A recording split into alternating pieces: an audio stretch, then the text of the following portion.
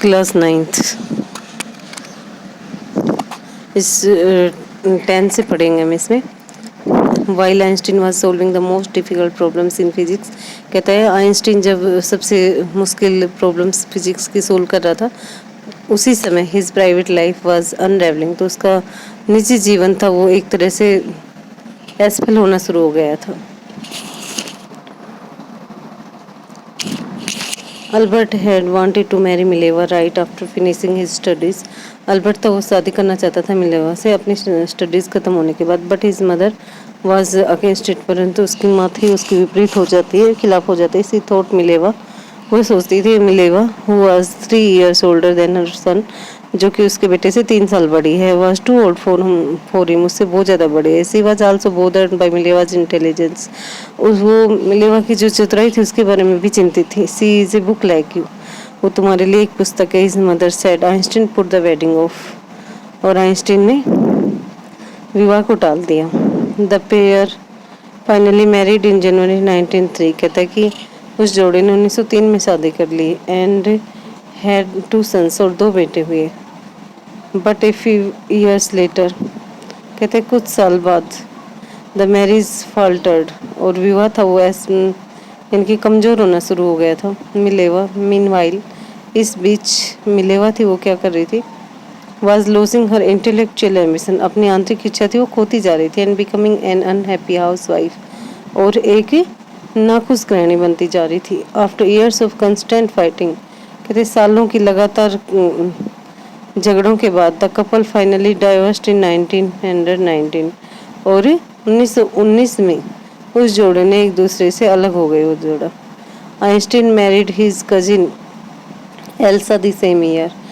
Einstein ने उसी साल अपनी कजिन एल्सा से शादी कर ली। Einstein new personal chapter coincided with his rise to world fame। कहता है कि आइंस्टीन का जो नया पर्सनल चैप्टर था वो उसको क्या ले गया, संसार की ऊंचाइयों तक ले गया। इन 1915 he had published his general theory of relativity. 1915 में उसने उसकी जो जनरल थ्योरी थी सापेक्षता पर, वो प्रकाशित हुई।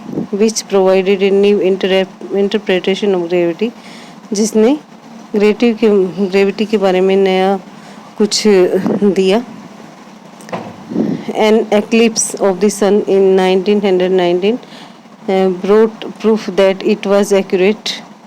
कहते हैं सूर्य के एक उसके बारे में पता लगने के बाद, सूर्य के एक एक्लिप्स से उसको पता लग गया था 1919 में कि ये बिल्कुल सही है। Einstein had correctly calculated in advance the extent to which the light from fixed stars would be deflected through the sun's gravitational field। और कहता है कि आइंस्टीन ने सही गणना की, सही कैलकुलेट किया था, एडवांस में कैलकुलेट कर लिया था उसने कि जो सूर्य की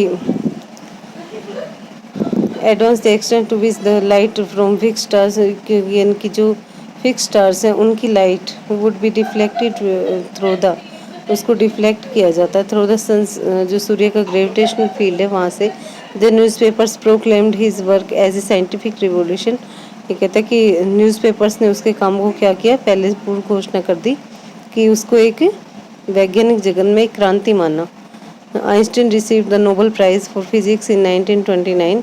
आइंस्टीन ने नोबेल प्राइज़ प्राप्त कर लिया फिजिक्स का 1921 में। He was showered with honours and invitations from all over the world. उसके ऊपर सारे संसार भर से निमंत्रणों और सम्मानों की बरसात होने लगी। And lauded by the press, और प्रेस से घिरा रहने लगा। When the Nazis came to power in Germany in 1933, कहता है जब जर्मनी में नाजी सत्ता में आए 1933 में, Einstein emigrated to the United States. तो जो आइंस्टीन था वो 1933 में यूनाइटेड स्टेट्स में चला गया।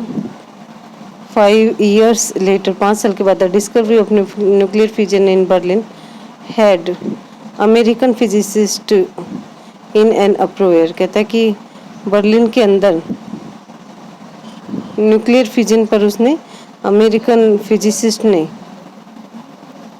क्या था, वो बहुत ज़्यादा चिंतित हो गया था।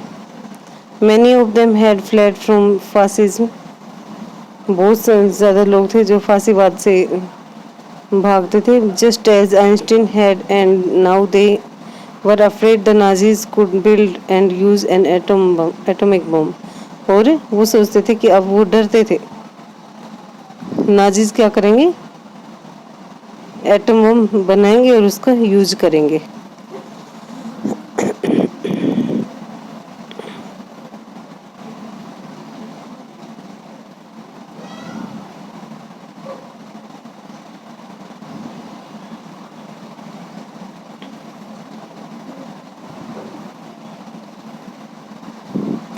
उसके बाद देखो भी 15 से देखो।